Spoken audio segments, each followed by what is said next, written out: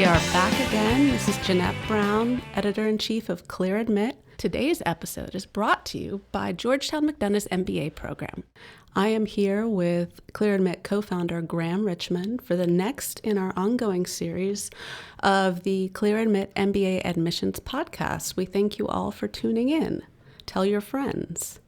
This week's episode is going to focus on the dreaded waitlist. Applicants to any school, be it preschool or Harvard Business School, have probably heard about waitlists and hope that their names come nowhere near them. But the reality is that waitlists play an important role for schools, and they don't necessarily spell doom for applicants. So Graham is going to help explain first and foremost what role the waitlist plays for schools, which is a helpful thing to understand if you've just been placed on the waitlist. Yeah, so I thanks for having me, Jeanette. I will say that the waitlist is, it's one of these glass half full, glass half half empty kind of scenarios. I think applicants are often prone to thinking of it as, glass half empty. But I would actually suggest that if you make a wait list, it's mostly a good thing, and we'll delve into that during this podcast. So as to why does the wait list exist and how do schools use it? The reason the wait list exists is mostly to just drive applicants crazy. No. But the reality is that business schools, have a little bit of a tough task in that they want to build, really fantastic class that has people from all over the world, from every possible industry, and just with a range of kind of personal experiences, because they know that that's what makes, the students make the MBA program to a large extent. And that's not easy. When I worked in admissions at Wharton, we constantly were kind of looking at, okay, what do we got so far in the applicant pool? And, we're reading applications, and it's hard, to kind of know where you're going to end up, because not only do you have to make selections in terms of building the ultimate class, but you have very limited control, because you're going to admit a whole bunch of people, but you don't know who's going to accept your offers. And yes, at schools like Wharton or Harvard, the lion's share of people accept, but not all of them. I think, the best schools can get their yields up into the kind of 90% range, like a Harvard or a Stanford. But it starts to fall pretty rapidly as you move down in the rankings. And so there's a lot of movement, and it's sort of a moving target. You can never quite nail it down. And so the wait list serves a purpose of giving you this kind of reserves, much in the way that a baseball team goes into the season with 25 guys on their active roster of players, but they have kind of a reserve of, the folks playing down at AAA or people that are on their, kind of expanded roster that they can bring in. The wait list serves as a tool by which the schools can kind of mix and match, so that when they start to see admissions results from the candidates, where candidates are telling them yes or no and sending deposits, they can begin to sort of say, oh gosh, we're looking short here. Let's go to the wait list and grab some more folks so that we can fill out this bucket. Like, gosh, we accepted all these people from Japan in the first round and none of them have matriculated. So, let's go to the wait list and pull some people from there. So it does serve a purpose. It's not ideal for the candidate in that it, involves waiting. More waiting after waiting. Yeah. So, and I know candidates think it's kind of unfair. They're sort of like, well, the schools told me I had to apply by this date and that they would get me a decision by this date. And a waitlist is not really a decision. It's a postponement of a decision. And so I know candidates can be frustrated by that. But I can tell you, at Wharton, the waitlist was really critical in how we could kind of fine-tune the class. So it's definitely a tool that the schools use and need. I'm not sure of the best order here, but I think next I want to ask you what to do when you've been waitlisted. And how does that depend? Do you automatically remain on the wait list in hopes that you'll get pulled off? Do you decline because you're pissed off that they don't see how great you are? What are some of the scenarios, and what is your advice? I mean, I think ideally you go into the admissions process, with a set of schools that you're applying to, and you have a kind of order in which you would prefer to attend them kind of in mind, so that if you've been admitted to your top choice school or your second choice school and your third choice school waitlists you would politely decline and move on. But if you are waitlisted at a school that's kind of your top choice and maybe you've been admitted to the school that was your last choice, then you would probably remain on the wait list. I mean, assuming you're have the ability to wait. So one thing that I want to stress here is that as I said, being on the wait list involves waiting, and some people can wait. Some people live, within 100 miles of the school that they're waiting to attend, and some people live, thousands and thousands of miles away, or have other, kind of family restrictions that would make it hard for them to kind of learn at a very late date. I mean, I think for international students, this is something that can be really important because there's usually, if you're in Pakistan and you're on the wait list at, Kellogg, there's probably a point at which you can't wait anymore because you won't be able to get your visa cleared in time to come to the school. So now, with that said, schools try to keep that in mind, right? They purposely will keep people on the wait list who, A, have said, I'm happy to wait, B, are maybe local or near enough that showing up on the last, at the last minute is possible. But back to your original question, I would say, yeah, if it's a school that you want to attend and you haven't been admitted to another program that trumps that, that the school in question, then you absolutely would put yourself on the list, or quote, opt in to the wait list, and just like sort of see what happens from there. I mean, there's certain things you can do, and I expect we're going to talk about that momentarily. But you can opt in and start to sort of plot your waitlist strategy, as we would call it here at Clear Admit. You already know you're capable of greatness, but wondering just how much you can achieve isn't enough. To truly have an impact on the world, you have to go find out exactly what you're made of. It's what sets the doers apart from the merely curious. With a curriculum designed to prepare you for the global stage, plus access to all Washington, D.C. has to offer, Georgetown's McDonough School of Business is the perfect launchpad for your career. Get started at choosegeorgetown.com/MBA. One more thing that we didn't talk about is a way in which the waitlist functions for the school, which is that sometimes there'll be applicants who perhaps have left some doubt in the mind of the admissions committee about how committed they are to a given school. And the waitlist is kind of a litmus test. In those cases, the school wants to see if you say you want to stay on the wait list, it's a pretty good indicator that you are, in fact, really interested.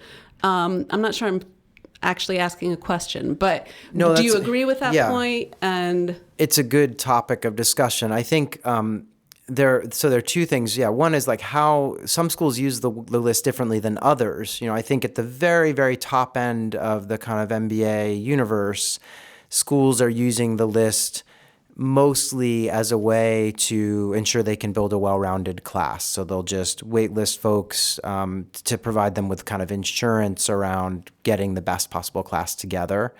But there are schools, as you kind of move down in the rankings a bit, who do what you seem to be suggesting, which is, they might waitlist people and see what happens. Does the person express interest, or does the person call them up and say, yeah, I don't need to be on the list because I'm heading off to school X that's, maybe more highly ranked or something. And so that allows that school to kind of pass on that candidate in a sense. And there's been a lot of discussions in forums and, behind closed doors in the MBA admissions world about, is that kind of what we would call yield massaging. If you waitlist a ton of people and see who says, oh, me, I really want to come, and then you just admit those people, you'll increase your admissions yield. That is the number of people who you accept who matriculate.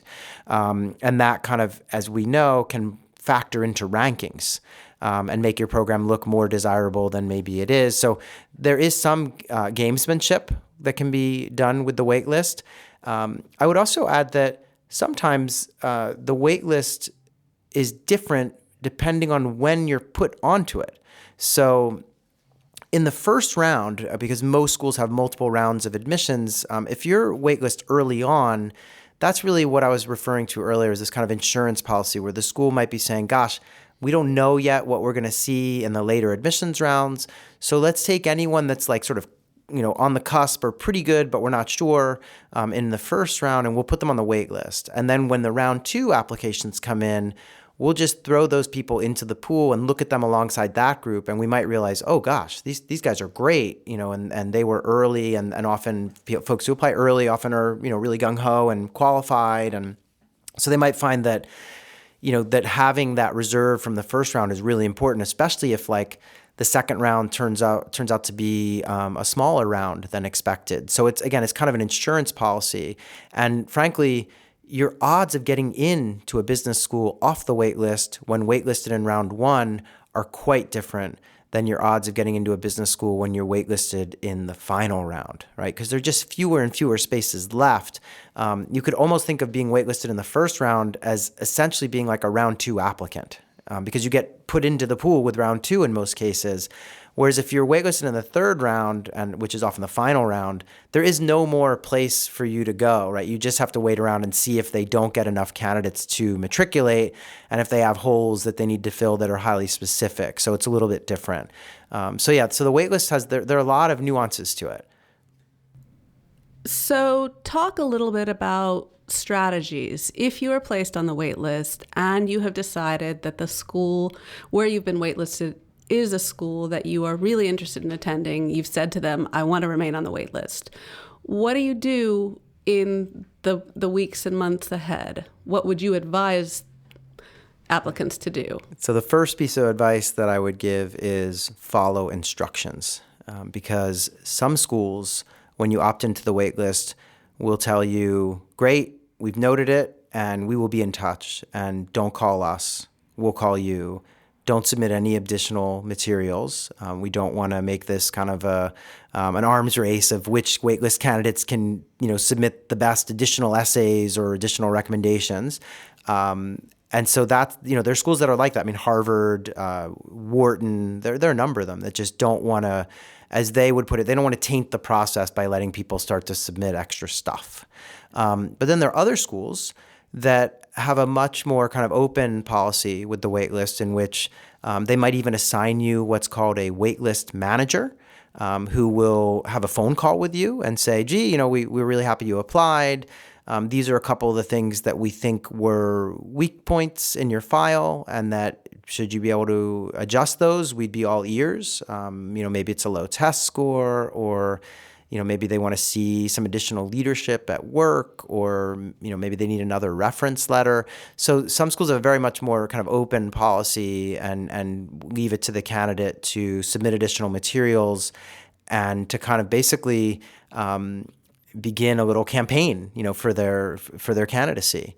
So you want to follow instructions, though, because the worst thing on earth that you can do is ignore those instructions. It sends the wrong message to us. So you want to make sure that you follow the instructions. But if a school is open to supplemental materials, then it would really behoove you to take them up on that. And it would be really foolish to just sort of sit there, because they're going to assume that this means, yeah, you put yourself on the list, but you're not really doing anything to help get off the list.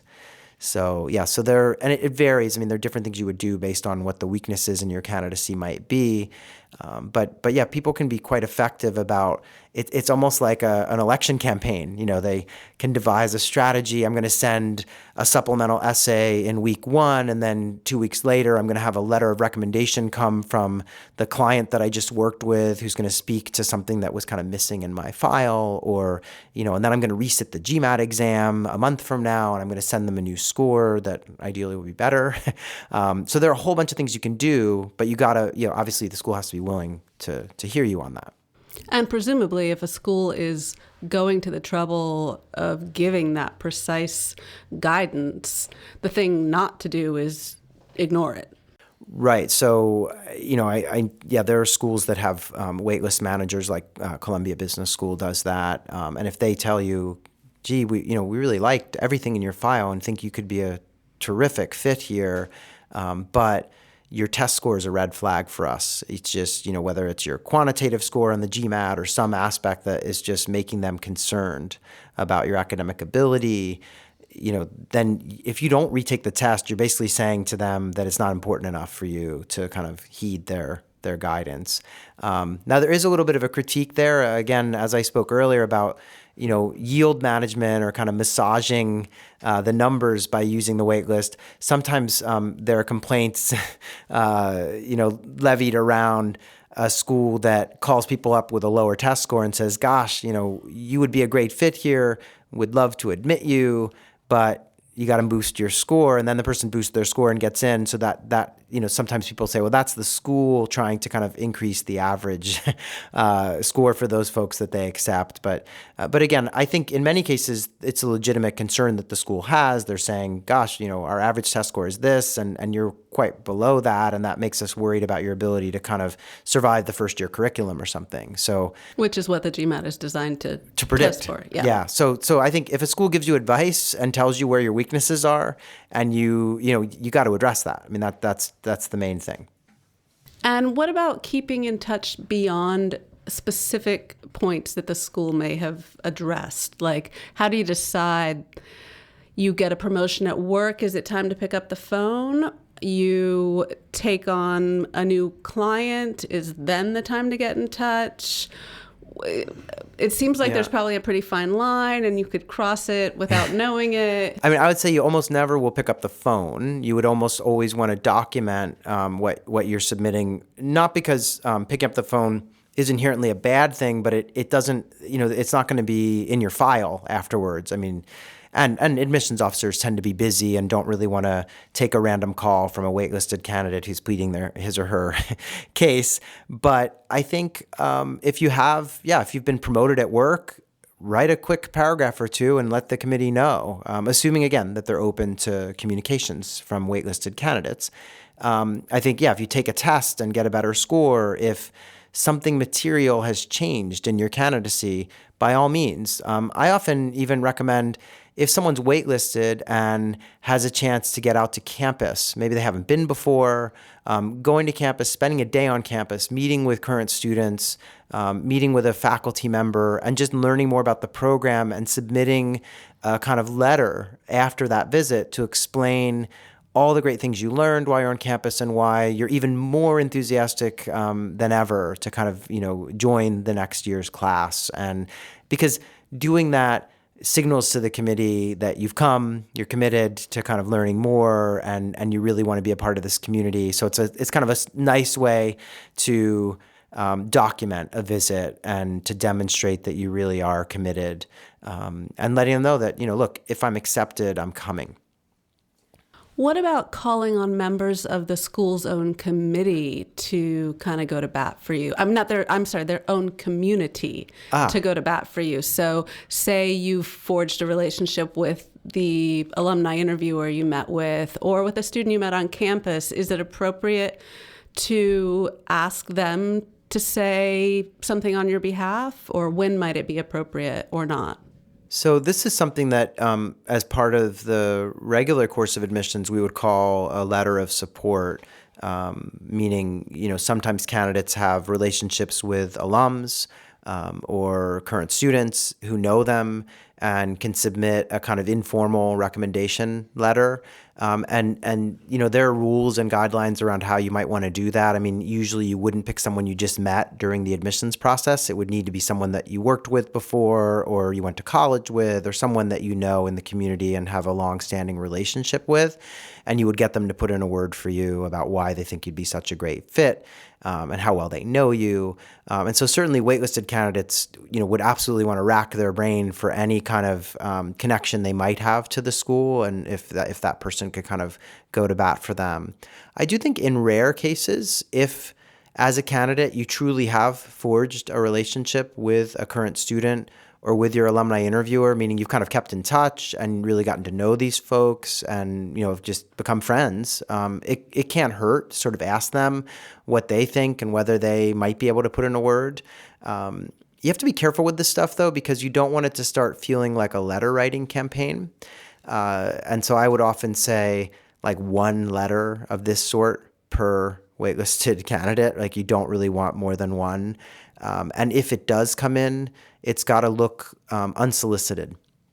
So you want it to feel like you just happened to mention to the person in question that you were on the wait list, And when they heard that, they just felt moved to speak out on your behalf and to write a letter to the admissions director that effectively says, gosh, I know Jane is, probably did a terrific job in her application, and the fact that, you've waitlisted her has led me to feel more open about speaking out on her behalf, because clearly you as an admissions committee are sending a signal that, she's qualified and makes, the broad cut.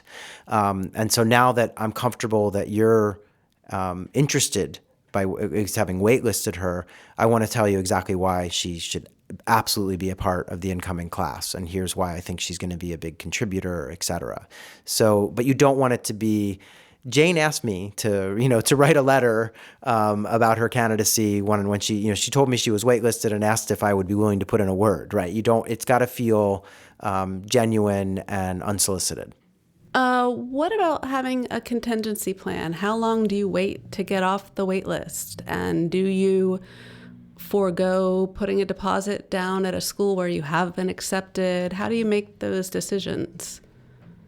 Yeah, this is where it gets kind of challenging because, as I said earlier, like the being on the wait list involves a lot of waiting. It's aptly named, and waiting can be tricky because you may have other offers. My view on this is that you're going to drop like a couple $100,000 often to go to business school, between tuition, cost of living, and, obviously you're going to forgo wages. So you're about to spend a lot of money. And so the candidates who kind of hem and haw about, oh my gosh, I have to put down a deposit of $1,000 or $2,000 to hold my spot at school A that accepted me while I'm on the wait list at school B, I kind of say, look, this is just part of the cost of like making this massive life decision. And by the way, that money that you might lose if you get into the waitlisted school is going to seem like nothing 10 years from now when you're a graduate of that program. And I know, obviously some people have legitimate like cash flow issues and can't produce the like $2,000 at the drop of a hat. But I think this would be the time to talk to friends and family, like get it together to borrow that money and put down your deposit, because you don't want to lose your space at a school that's accepted you. It would be really foolish to just sit on a wait list and assume that you're going to get into the waitlisted school and walk away in the meantime from an offer. So yeah, unfortunately, that's why these schools have deposits though. I don't feel like the candidate is behaving badly by depositing it at school A that admitted them while being on the wait list at school B. Schools do the same. They're doing the same thing in the opposite sense, right? So they're waitlisting people so they can decide. So in a sense, when you deposit at a school and are on the wait list at another, you're sort of waitlisting the first school and you're just buying that option by depositing. So I think it's a pain, but it's something you just sort of have to do, and it's part of the process. Is there a waitlist stigma once you get to school? Does anyone need to know that you were waitlisted, and can you let that go yourself? There is not a stigma. I don't remember ever talking to people about whether they were waitlisted or not. Once you're in, it's like, there are a couple of things like that in business school. So one is the wait list. People don't usually talk much about the wait list once you've been accepted and become a student. Similarly, all the rivalry between MBA programs kind of disappears too. So, people love to fight in the forums about, Harvard's better than Wharton, or Stanford's better than Harvard, or whatever debates people want to have. But then once you get to business school and then you travel and you meet other clubs from these schools or you do events with them, no one cares. These are all great schools, and there's a certain camaraderie, and you actually find alumni clubs doing things together. So yeah, the waitlist would be just one of those things that just disappears entirely once you're in. Much in the way that once you've been accepted to a business school, your relationship with the admissions team and the school in general is completely reversed. The shoe is very much on the other foot when you go to the welcome weekends and these they're trying to win you over. Yeah, suddenly they're wooing you, and you can kind of let your hair down a little bit. You don't have to be so nervous and such. So yeah, but I don't think the waitlist has any stigma once you've been admitted. If you are waitlisted, ClearAdmit does have a waitlist guide that goes into great detail about all of these issues and more, and you might want to check that out. Yeah, there's even kind of sample correspondence in that guide, and yeah, I don't know of any other kind of really in-depth guide on this subject. It's kind of it's a niche subject, right? Being waitlisted for top MBA programs, but yeah, absolutely read our guide. It delves into all the details of what you might do and how to handle things, and even how do you handle when you're waitlisted at a school that has a kind of no communications policy, and is there anything you can do? Because sometimes there might be small things that you could do to move the meter.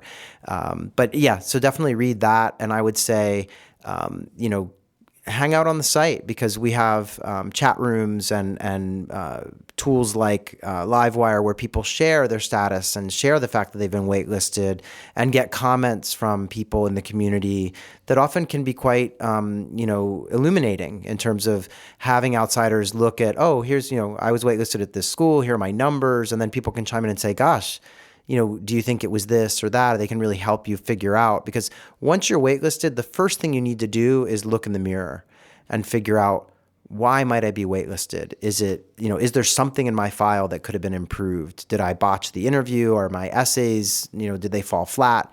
And so, yeah, we often recommend get someone to read your stuff and look at your file and give you feedback.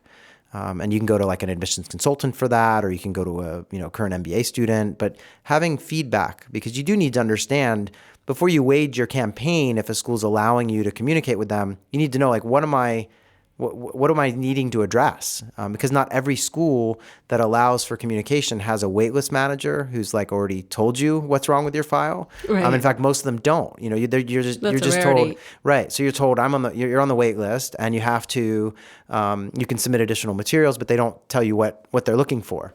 Right, and by being able to astutely take stock of your candidacy and see what they're seeing, which is where there might be a deficiency, and address it, you are really making a strong case for yourself. Right. So I would say that's just another thing to keep in mind, and we talk about that at length in the Clear Admit waitlist guide too. So in closing, waitlist sucks. Waiting sucks. It's more waiting on top of waiting. We're sorry that you have to suffer through it, but it is by no means necessarily the end of the road.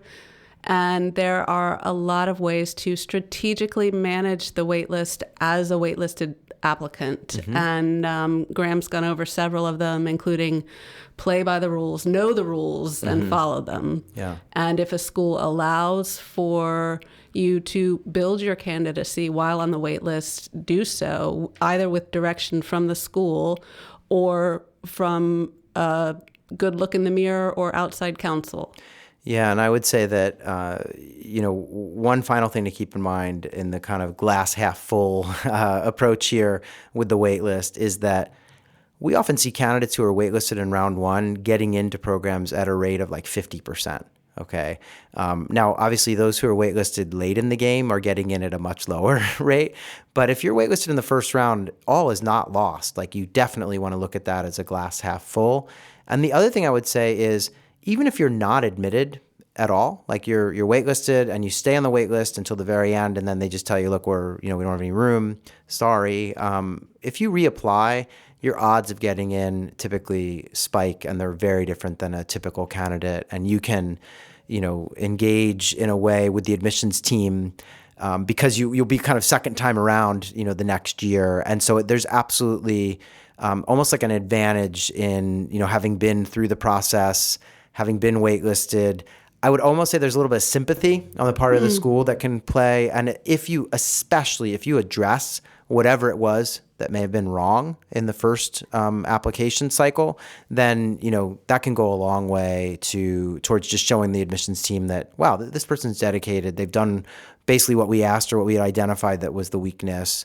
And here they are, stronger, faster, better, in year two. So I think, you want to think of this as a long game. If you're waitlisted in the first round, you've got all season to kind of get yourself in. And even if you don't get in there are implications for a following admission cycle should you choose to reapply. Really great point. Well, thanks again for joining us, Graham, and we'll look forward to the next session. Thanks, Jeanette.